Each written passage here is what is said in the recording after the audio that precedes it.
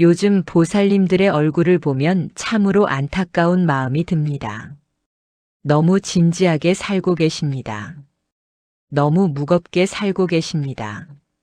아침에 일어나면 오늘 해야 할 일들이 머릿속을 가득 채우고 출근길 지하철에서도 눈살을 찌푸리고 퇴근에서도 걱정과 근심이 따라오지 않습니까?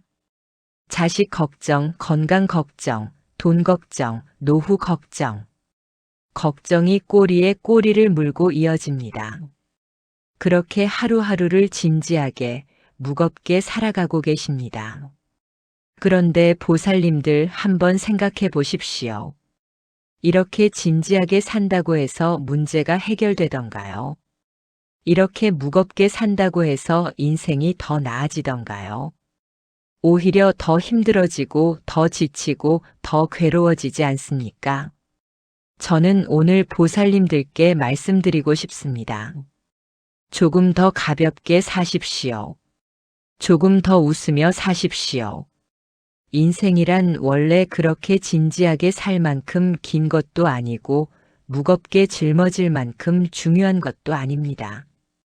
부처님께서는 이미 2500년 전에 이 진리를 깨우치셨습니다.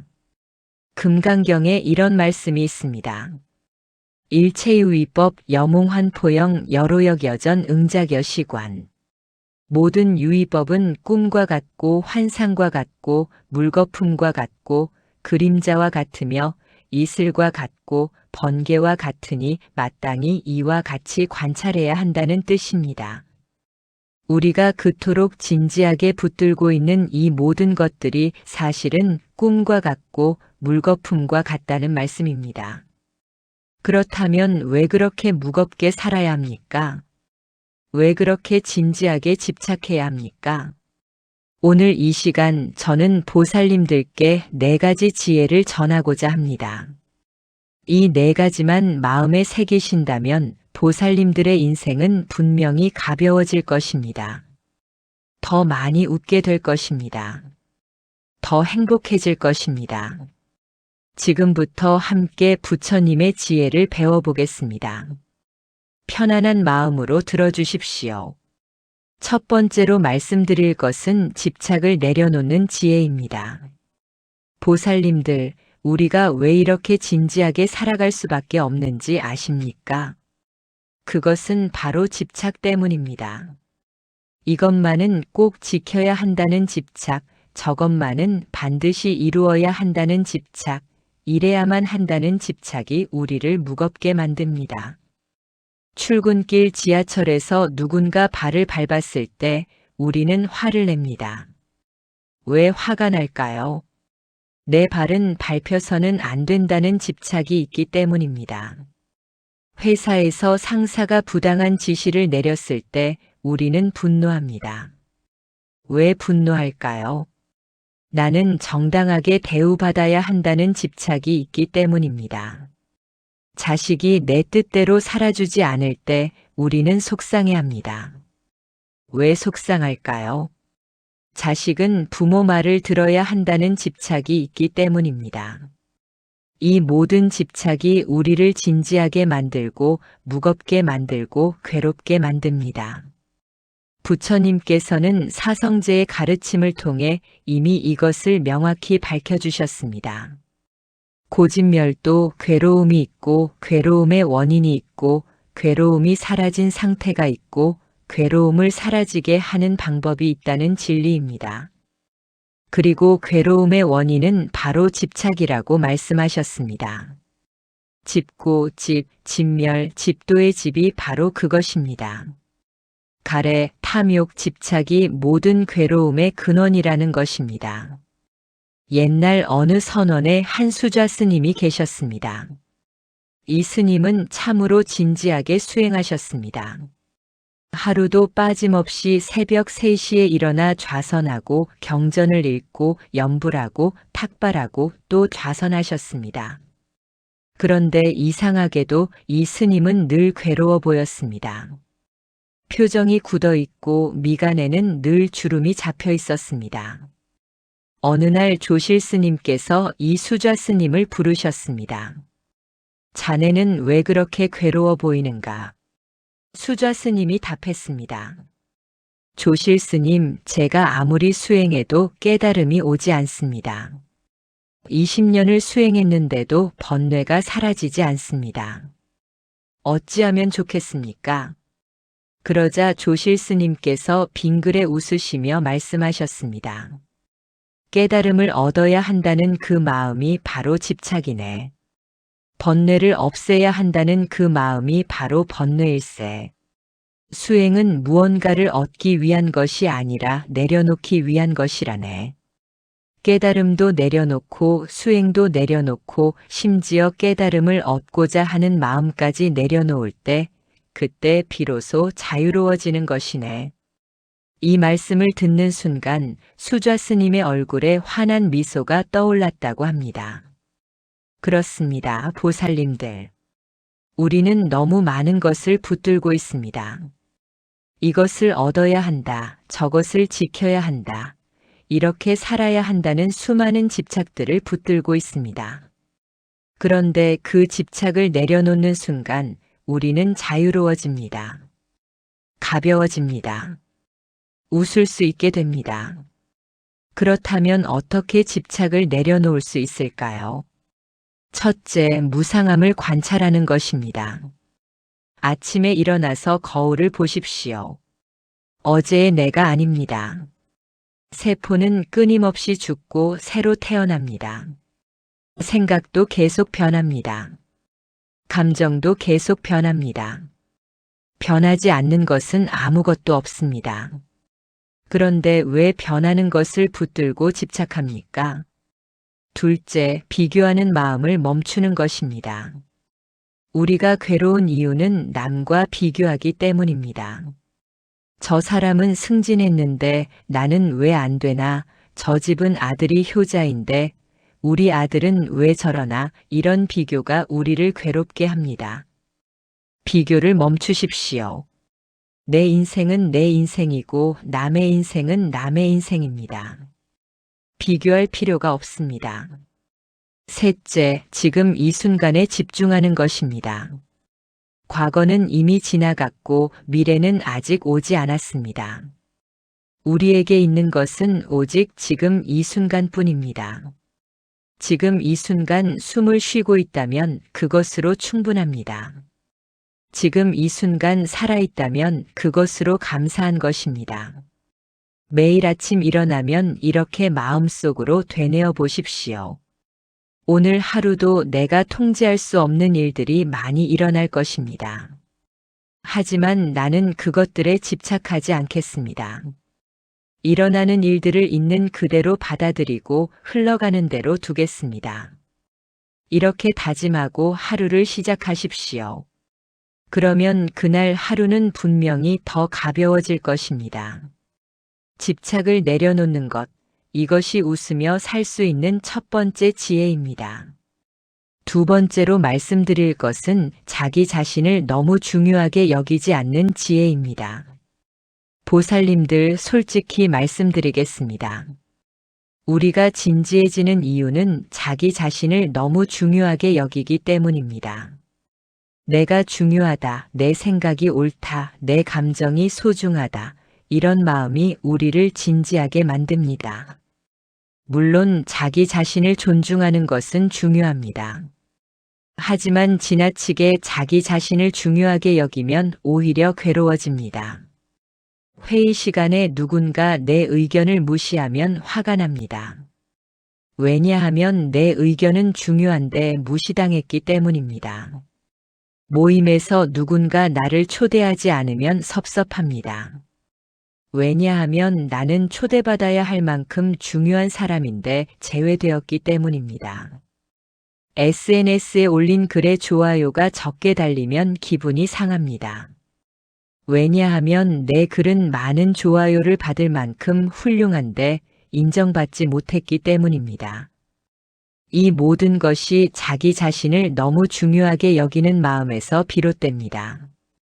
부처님께서는 무아의 가르침을 통해 이것을 명확히 밝혀주셨습니다.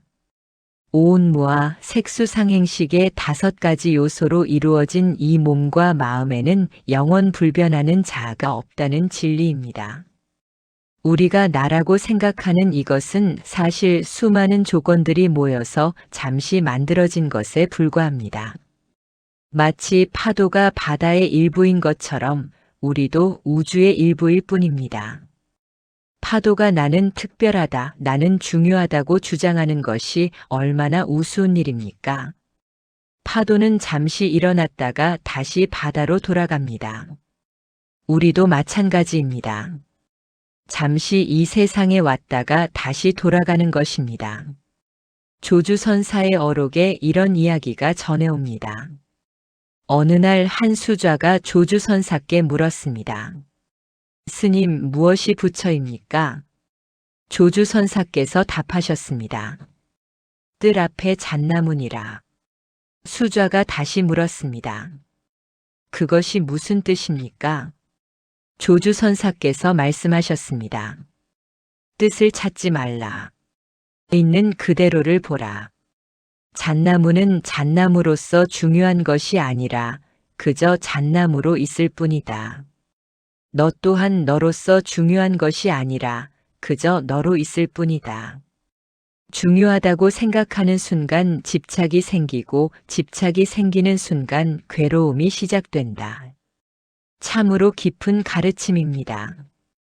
보살님들, 우리는 그저 우리로 있으면 됩니다. 중요하게 여길 필요도 없고 특별하다고 생각할 필요도 없습니다. 아침에 일어나서 숨을 쉬고 밥을 먹고 일을 하고 사람을 만나고 잠을 자는 것. 이것으로 충분합니다. 여기에 무슨 특별한 의미를 부여할 필요가 있습니까? 회사에서 상사가 나를 무시한다고 해서 화낼 필요가 있습니까? 그 사람도 그저 그 사람일 뿐입니다. 나를 무시하는 것이 아니라 그저 자기 방식대로 행동하는 것일 뿐입니다. 친구가 나를 초대하지 않았다고 해서 섭섭해할 필요가 있습니까? 그 친구도 그저 자기 사정이 있는 것일 뿐입니다. 나를 제외한 것이 아니라 그저 자기 형편에 맞게 초대한 것일 뿐입니다. 이렇게 생각하면 훨씬 가벼워집니다. 내가 중요하지 않다고 생각하는 것이 아니라 모든 것이 다 똑같이 소중하고 똑같이 중요하지 않다고 생각하는 것입니다. 그러면 자기 자신을 너무 중요하게 여기지 않는 구체적인 방법은 무엇일까요? 첫째, 매일 감사 명상을 하는 것입니다. 잠자리에 들기 전 5분만 시간을 내십시오. 그리고 오늘 하루 감사한 일 3가지를 떠올려 보십시오. 버스가 제 시간에 와서 감사합니다. 점심이 맛있어서 감사합니다. 날씨가 좋아서 감사합니다.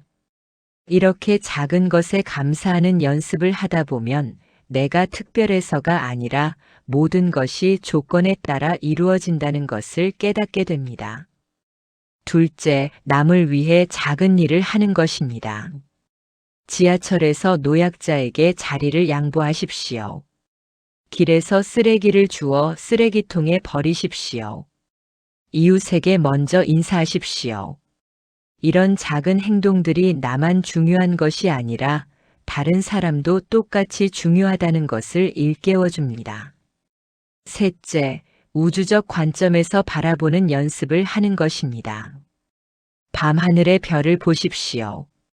저 수많은 별들 중 하나가 우리 태양이고 그 태양 주위를 도는 작은 행성이 지구이고 그 지구에 사는 70억 명 중 1명이 나입니다. 이렇게 생각하면 내가 얼마나 작은 존재인지 그리고 동시에 얼마나 신비로운 존재인지 깨닫게 됩니다. 중요하지도 않지만 그렇다고 하찮지도 않은 그저 우주의 일부로 존재하는 나를 발견하게 됩니다. 매일 아침 거울을 보며 이렇게 말해 보십시오. 나는 특별하지 않다. 그리고 그것이 완벽하다. 나는 중요하지 않다. 그리고 그것이 자유롭다. 나는 그저 나일 뿐이다. 그리고 그것으로 충분하다. 이렇게 다짐하고 하루를 시작하십시오. 자기 자신을 너무 중요하게 여기지 않는 것. 이것이 웃으며 살 수 있는 두 번째 지혜입니다. 세 번째로 말씀드릴 것은 완벽하지 않아도 괜찮다는 지혜입니다. 보살님들, 우리가 진지해지는 또 다른 이유는 무엇일까요? 그것은 바로 완벽해야 한다는 강박 때문입니다. 일을 완벽하게 해야 한다. 부모로서 완벽해야 한다. 배우자로서 완벽해야 한다. 이런 생각이 우리를 짓누릅니다. 직장에서 실수하면 밤새 잠을 못 잡니다. 어떻게 그런 실수를 했을까? 동료들이 나를 어떻게 생각할까? 상사가 실망했을까? 이런 생각에 괴로워합니다. 자녀 교육에서 조금이라도 잘못된 것 같으면 자책합니다. 내가 좀 더 잘했더라면, 내가 더 신경 썼더라면 이런 후회에 시달립니다. 음식을 만들어도 완벽하게 만들어야 하고, 청소를 해도 완벽하게 해야 하고, 옷을 입어도 완벽하게 입어야 합니다. 이 모든 것이 우리를 진지하게 만들고, 긴장하게 만들고, 지치게 만듭니다. 하지만 부처님께서는 이미 말씀하셨습니다. 재행무상, 모든 것은 변하고 무상하다는 진리를 말입니다. 변하는 것에 완벽함이 있을 수 있습니까? 완벽함이란 고정된 상태를 의미하는데 모든 것이 변한다면 완벽함이라는 것은 처음부터 불가능한 것입니다. 또한 부처님께서는 중도의 가르침을 주셨습니다. 너무 엄격해도 안 되고 너무 방종해도 안 된다는 가르침입니다. 완벽을 추구하는 것은 너무 엄격한 것이고 아무렇게나 사는 것은 너무 방종한 것입니다. 그 중간 적절한 정도가 바로 중도입니다. 임재선사의 어록에 이런 말씀이 있습니다. 수처작주 입처계진. 어디에 있든 주인이 되고 서 있는 곳이 모두 진실이라는 뜻입니다. 완벽한 곳에 서 있을 때만 진실인 것이 아니라 불완전한 곳에 서 있어도 그곳이 진실입니다. 실수를 한 그 순간도 진실이고 부족한 그 모습도 진실입니다. 완벽하지 않은 나, 그것이 바로 진짜 나입니다. 그것을 인정하고 받아들일 때 우리는 자유로워집니다. 예전에 어느 절에 한 보살님이 계셨습니다. 이 보살님은 참으로 열심히 불공을 드렸습니다. 매일 새벽 예불을 드리고 경전을 읽고 절을 하고 염불했습니다. 그런데 이상하게도 이 보살님은 늘 불안해 보였습니다. 혹시 절을 잘못한 것은 아닐까, 염불을 제대로 한 것이 맞을까, 마음이 산란한 것은 아닐까, 이런 걱정에 사로잡혀 있었습니다. 어느 날 주지스님께서 이 보살님을 불러 물으셨습니다. 보살님, 왜 그렇게 불안해하십니까? 보살님이 대답했습니다. 스님, 제가 불공을 제대로 드리는지 모르겠습니다. 완벽하게 하지 못하는 것 같아 늘 불안합니다. 그러자 주지스님께서 빙그레 웃으시며 말씀하셨습니다.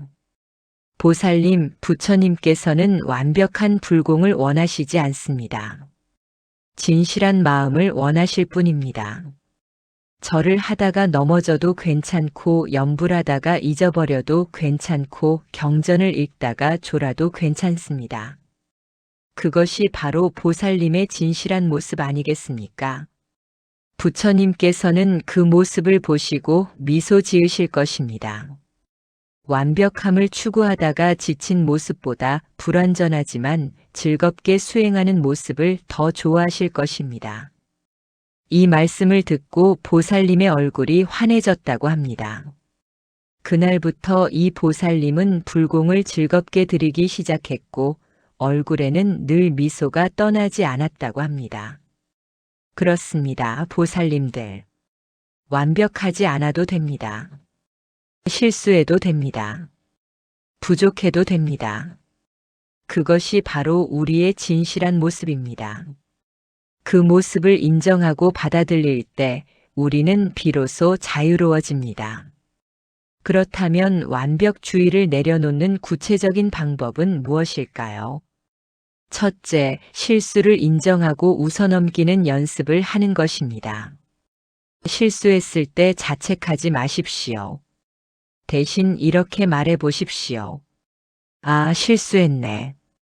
그럴 수도 있지. 나도 사람인걸. 그리고 웃어넘기십시오. 실수를 했다고 해서 세상이 무너지는 것은 아닙니다. 둘째, 70점주의로 살아가는 것입니다.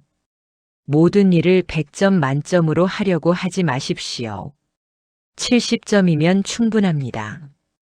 청소를 70점만 하십시오. 요리를 70점만 하십시오. 일을 70점만 하십시오. 나머지 30점은 여유입니다. 그 여유가 우리를 웃게 만듭니다. 셋째, 과정을 즐기는 것입니다. 결과에만 집중하지 마십시오. 과정을 즐기십시오. 요리를 하면서 재료를 썰는 소리를 들어보십시오. 청소를 하면서 깨끗해지는 과정을 지켜보십시오.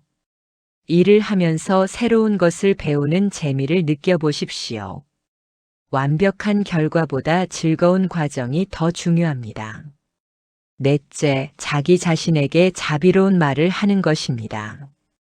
실수했을 때 나는 왜 이 모양이야 라고 말하지 마십시오. 대신 괜찮아, 다음에 더 잘하면 되라고 말해 보십시오. 부족할 때 나는 형편없어 라고 말하지 마십시오. 대신 충분히 잘하고 있어 라고 말해 보십시오. 자기 자신에게 자비로운 말을 하는 것, 그것이 바로 자의 명상의 시작입니다. 매일 저녁 잠들기 전에 이렇게 되뇌어 보십시오. 오늘 하루도 최선을 다했습니다. 완벽하지는 않았지만 충분히 좋았습니다. 실수도 했지만 그것도 괜찮습니다. 내일은 또 새로운 하루입니다. 오늘의 불완전함은 내일의 배움이 될 것입니다. 나는 나 자신을 있는 그대로 사랑합니다. 이렇게 다짐하고 편안히 잠드십시오. 완벽하지 않아도 괜찮다는 것, 이것이 웃으며 살 수 있는 세 번째 지혜입니다. 네 번째로 말씀드릴 것은 지금 이 순간을 즐기는 지혜입니다. 보살님들, 우리가 진지해지는 마지막 이유는 무엇일까요? 그것은 바로 과거를 후회하고 미래를 걱정하기 때문입니다. 어제 그렇게 말하지 말걸, 그때 그렇게 하지 말걸, 이런 후회가 우리를 괴롭힙니다. 내일 일이 잘 안 되면 어쩌지, 다음 달에 돈이 모자라면 어쩌지, 이런 걱정이 우리를 불안하게 만듭니다. 과거의 후회와 미래의 걱정 사이에서 우리는 지금 이 순간을 놓치고 있습니다. 밥을 먹으면서도 어제 있었던 일을 떠올리고 걸으면서도 내일 있을 일을 걱정합니다.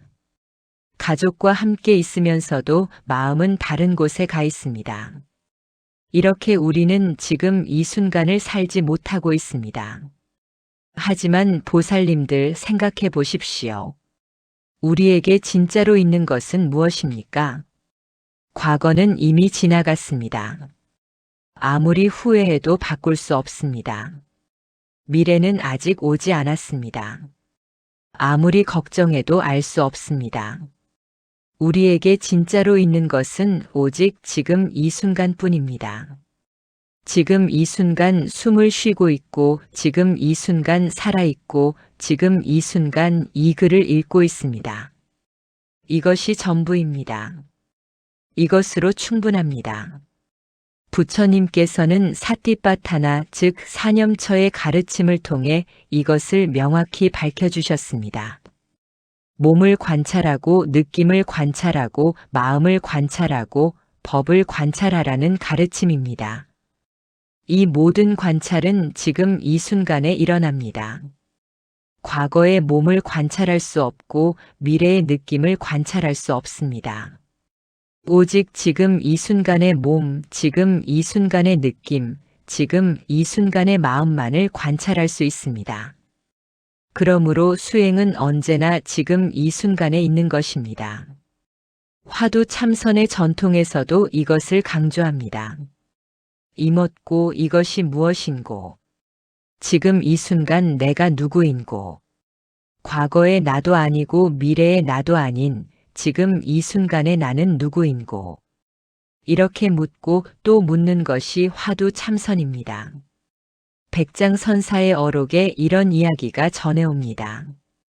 어느 날 한 수좌가 백장선사께 물었습니다.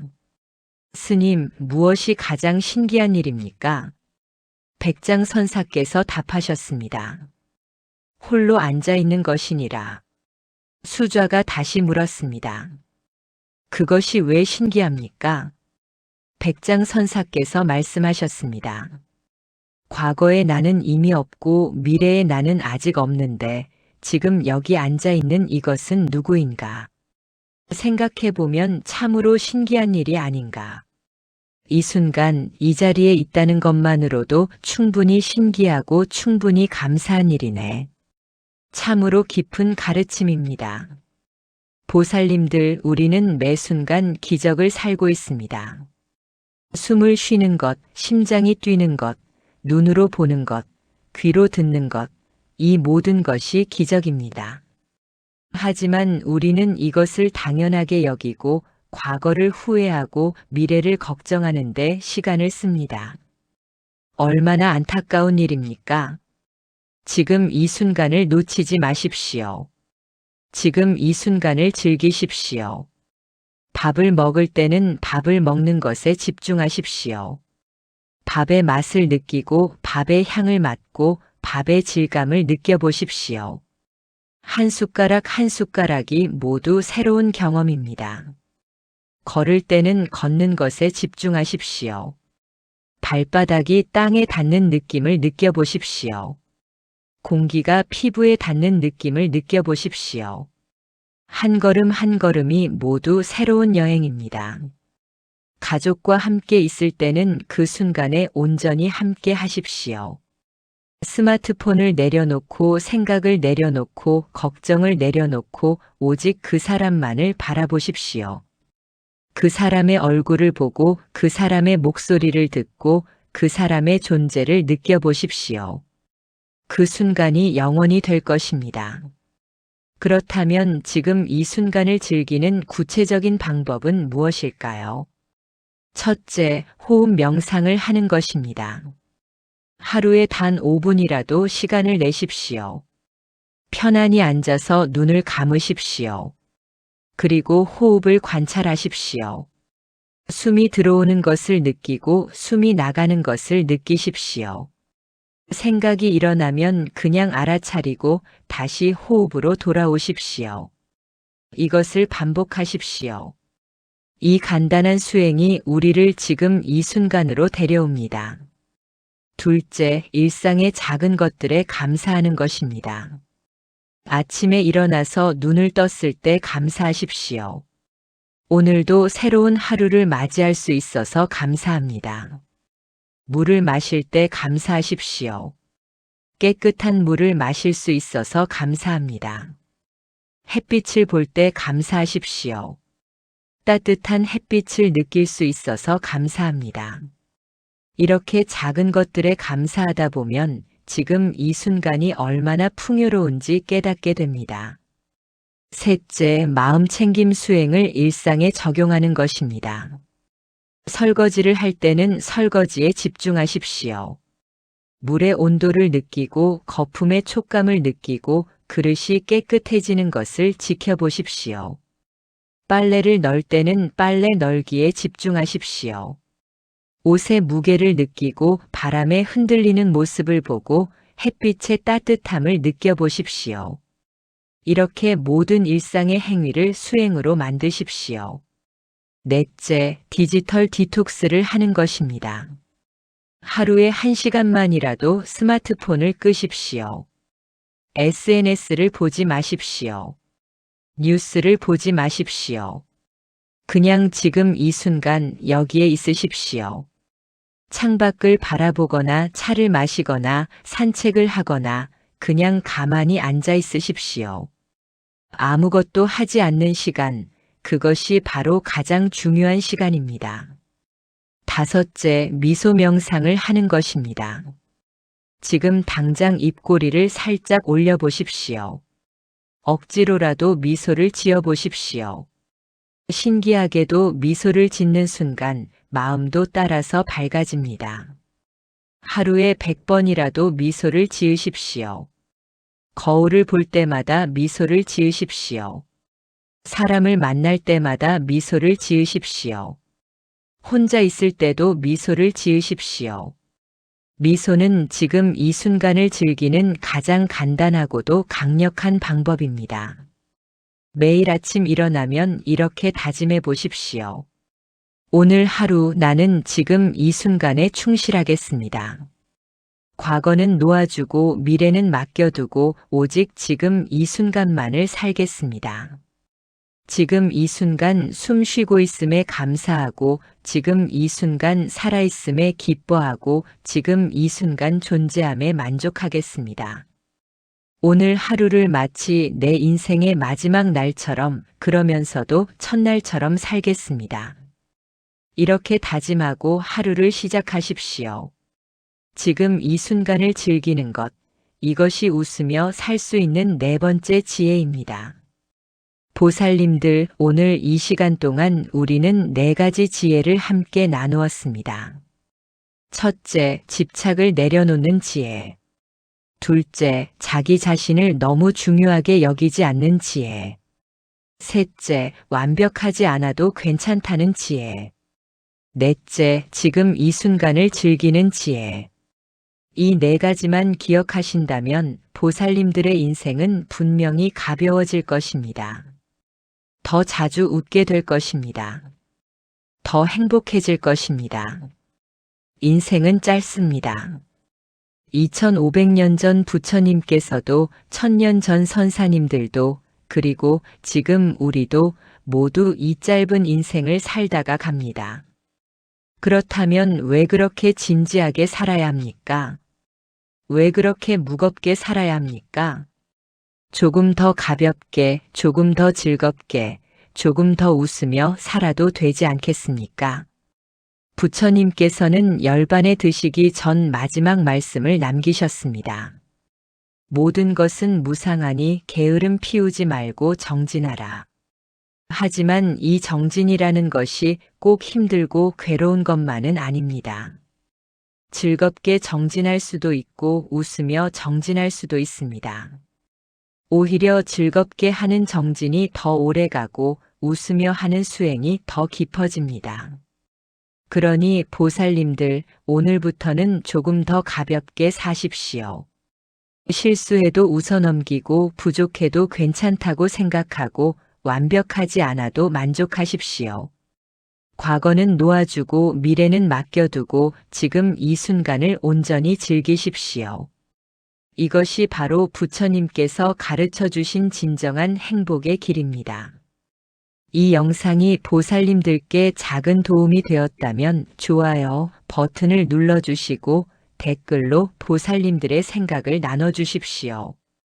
다른 분들에게도 이 지혜가 전해질 수 있도록 구독과 알림 설정도 부탁드립니다. 오늘 이 시간 함께 해주신 모든 보살님들께 깊은 감사를 드립니다. 이 공덕이 모든 중생에게 회양되어 모두가 괴로움에서 벗어나 진정한 행복을 누리기를 간절히 기원합니다. 나무아미타불 관세음보살. 항상 미소 지으며 사십시오. 항상 가벼운 마음으로 사십시오. 항상 지금 이 순간을 즐기며 사십시오. 다음 시간에 또 좋은 가르침으로 찾아뵙겠습니다. 건강하시고 평안하십시오. 고맙습니다.